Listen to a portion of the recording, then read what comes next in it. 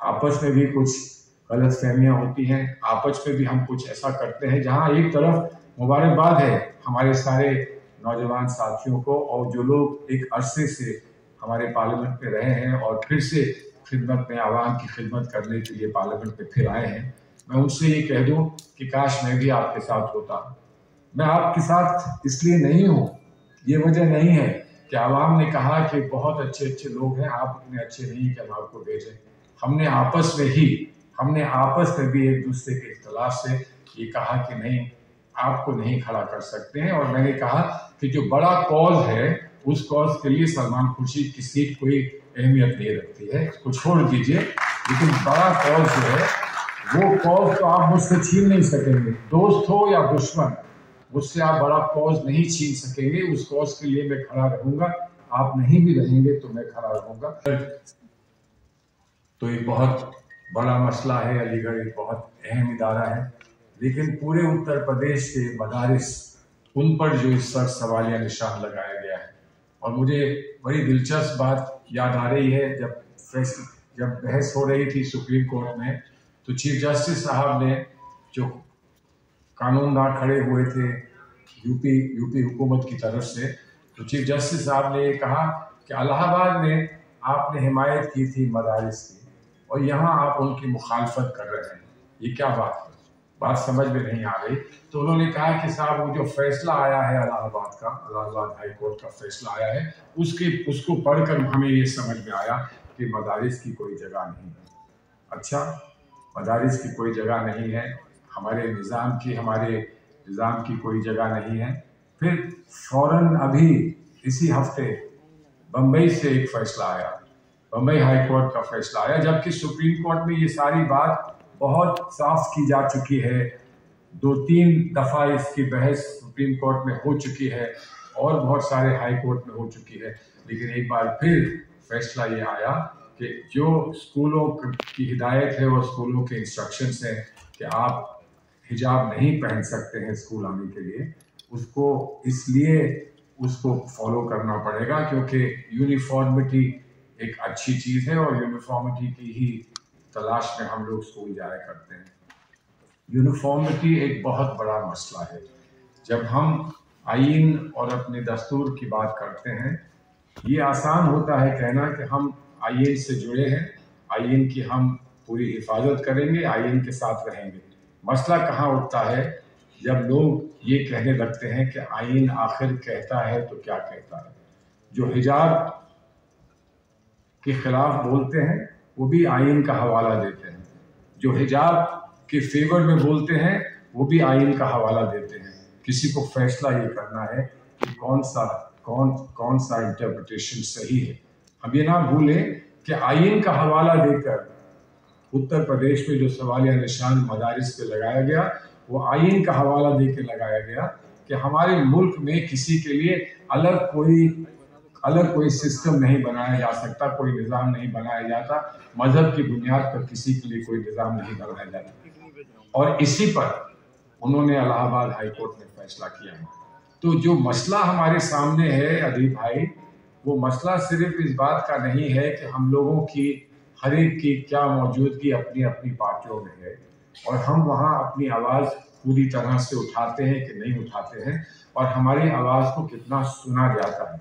कभी कभी आपस में भी कुछ तकरार होती है, कुछ आपस में भी कुछ गलत फहमियाँ होती हैं, आपस में भी हम कुछ ऐसा करते हैं जहाँ एक तरफ मुबारकबाद है हमारे सारे नौजवान साथियों को, और जो लोग एक अरसे से हमारे पार्लियामेंट में रहे हैं और फिर से खिदमत में, आवाम की खिदमत करने के लिए पार्लियामेंट में फिर आए हैं, मैं उनसे ये कह दूं कि काश मैं भी आपके साथ होता। मैं आपके साथ इसलिए नहीं हूँ, ये वजह नहीं है कि आवाम ने कहा कि बहुत अच्छे अच्छे लोग हैं, आप इतने अच्छे नहीं कि हम आपको भेजें।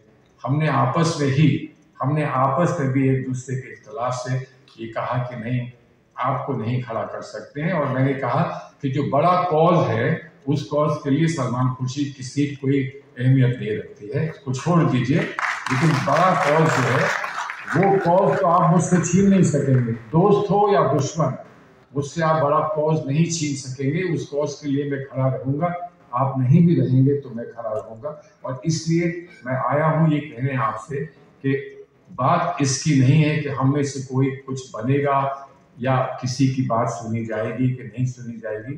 جو بنیادی بات ہے اس کو سن لیجئے, ہم کو نظر انداز کر دیجئے, ہمیں کوئی شکایت کسی قسم کی نہیں ہوگی. ایک مسئلہ ہے, سیاسی لوگوں کے لیے ایک مسئلہ ہے, اور وہ مسئلہ مان کے چلیے کہ وہ ہمارے مخالفین جو ہیں انہوں نے پیدا کیا ہے. اور مسئلہ کیا ہے؟ اور جب بھی آئین کا معاملہ آتا ہے تو وہ مسئلہ سامنے کھڑا ہوتا ہے. پولرائزیشن کا مسئلہ, اپیزمنٹ کے الزام کا مسئلہ. اپیزمنٹ کا جواب جواہر لال نہرو نے دیا تھا, لیکن اپیزمنٹ آج تک زندہ ہے. جواہر لال نہرو کب سے ہم کو چھوڑ کر چلے گئے, لیکن وہ اپیزمنٹ کا مسئلہ آج بھی زندہ ہے. اپیزمنٹ کا مسئلہ آج بھی زندہ ہے. پولرائزیشن کا مسئلہ آج بھی زندہ ہے. ہم سب کو, سیاسی جماعتوں کو, سب سے بڑا خطرہ اس بات کا ہے کہ ہم جو بھی کرنا چاہتے ہیں وہ ہم کریں گے, ہم پابند ہیں اس پر, لیکن پولرائزیشن سامنے آ جائے گا. اس لیے پولرائزیشن سے بچو.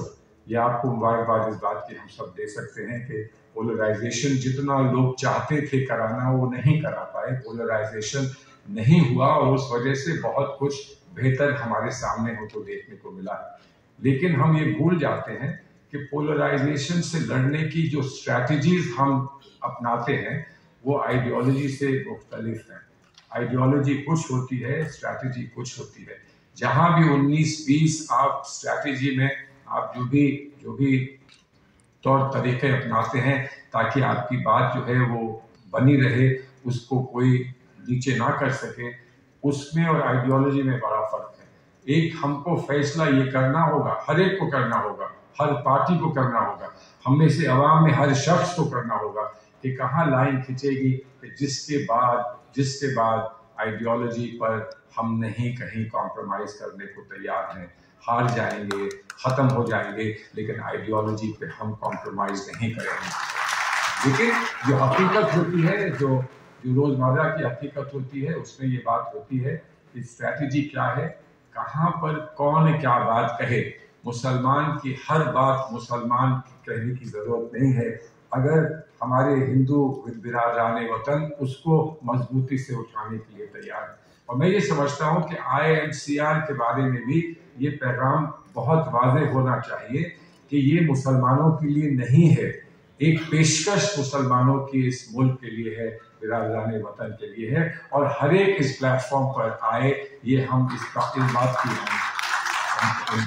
ان کو دعوت دیتے ہیں اور یہ کہتے ہیں کہ بہت جگہ ایسا ہو کہ ہم یہ خدمت کر سکیں عوام کی, ہندوستان کے لوگوں کی خدمت کر سکیں. ایک اچھا ڈاکٹر, ایک اچھا اسپتال بنائے, مسلمان ہو, اس کو فخر ہو کہ ایک مسلمان ہوتے ہوئے میں نے تعلیم پا کر اپنے بزرگوں کے نام کو میں نے روشن کیا ہے, یہ اسپتال بنایا ہے.